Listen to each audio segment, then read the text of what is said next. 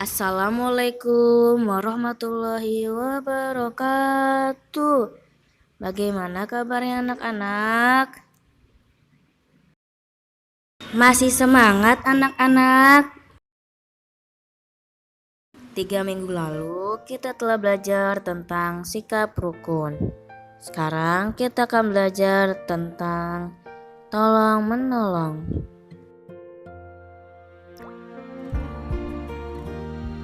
Islam mengajarkan kita untuk hidup tolong menolong.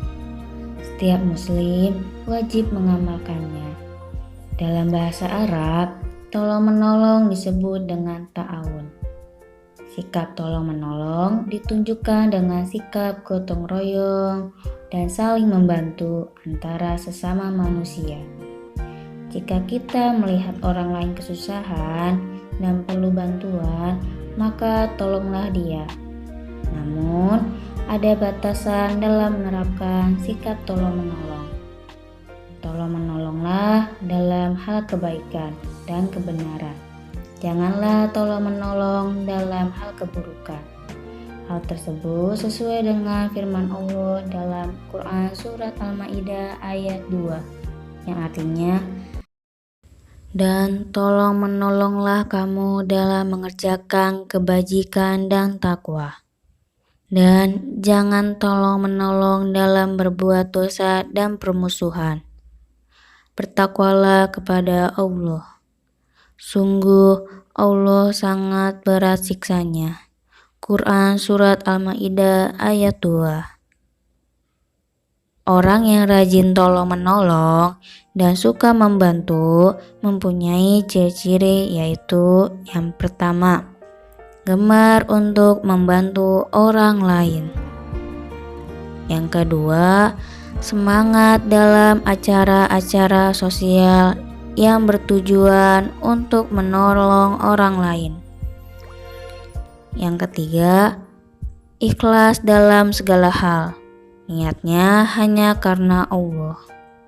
Yang keempat, tidak suka pamer dan takabur atau sombong.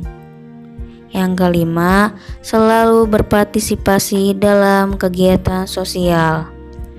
Perintah Allah untuk hidup tolong-menolong mengingatkan kita untuk selalu berbuat kebaikan kepada orang lain. Mulailah dari hal yang kecil. Misalnya, membantu orang-orang yang ada di sekitarmu.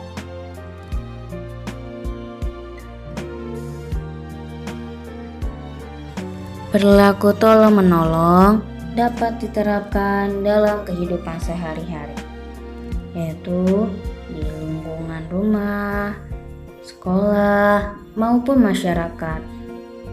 Ada beberapa contoh perilaku tolong-menolong dalam kehidupan. Yang pertama, perilaku tolong-menolong di rumah. Sikap tolong-menolong di rumah ditunjukkan melalui perilaku antara anggota keluarga. Contohnya, yang pertama, membantu ibu memasak di dapur. Yang kedua, membantu adik yang kesulitan belajar. Yang ketiga, membantu membersihkan dan merapikan rumah. Yang kedua, perilaku tolong-menolong di sekolah. Sikap tolong-menolong di sekolah ditunjukkan melalui perilaku antar warga sekolah. Contohnya, menolong teman yang jatuh. Yang kedua, meminjamkan alat tulis kepada teman yang lupa membawa. Yang ketiga, membantu guru ketika membawa bawaan yang berat. Yang ketiga, perilaku tolong-menolong di masyarakat. Sikap tolong-menolong di masyarakat ditunjukkan melalui perilaku antar warga masyarakat. Contohnya, yang pertama, kerja bakti membersihkan lingkungan. Yang kedua, menolong tetangga yang terkena musibah. Yang ketiga, membantu orang lanjut usia yang akan menyeberang jalan.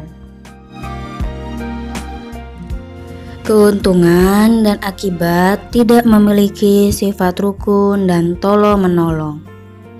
Yang pertama, keuntungan hidup rukun dan tolong-menolong, yaitu yang pertama, meringankan beban yang perlu bantuan. Yang kedua, dapat mempererat persaudaraan. Yang ketiga, memperkuat persatuan. Yang keempat, mempercepat selesainya pekerjaan. Yang kelima, pekerjaan yang berat menjadi ringan. Yang keenam, menumbuhkan kerukunan antara sesama manusia. Yang ketujuh, menghemat tenaga karena dikerjakan bersama-sama. Yang kedelapan, saling membantu dan biaya yang dikeluarkan relatif sedikit. Yang kesembilan, saling bertukar pikiran dan saling memahami. Yang kesepuluh, hidup akan terasa tenang dan nyaman. Yang kedua, ada beberapa akibat yang akan kita dapat apabila tidak memiliki sifat rukun dan tolong-menolong. Yaitu yang pertama, mempunyai banyak musuh. Yang kedua, tidak ada orang yang mau berteman dan membantu.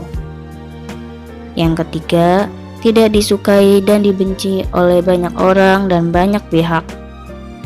Yang keempat, hidupnya akan gelisah, tidak nyaman, dan tidak tentram. Yang kelima, ruang geraknya pun akan lebih sempit dan tidak luas. Yang keenam, dapat memutuskan tali persaudaraan. Yang ketujuh, tidak adanya rasa persatuan dan kesatuan. Yang kedelapan, tidak mempunyai rasa kemanusiaan dan solidaritas. Yang kesembilan, menimbulkan sifat takabur, ria, dan serakah. Yang kesepuluh, tidak adanya rasa syukur kepada Allah atas segala karunia yang telah diberikan. Tetap semangat dalam menuntut ilmu. Kurang lebihnya mohon maaf. Wassalamualaikum warahmatullahi wabarakatuh.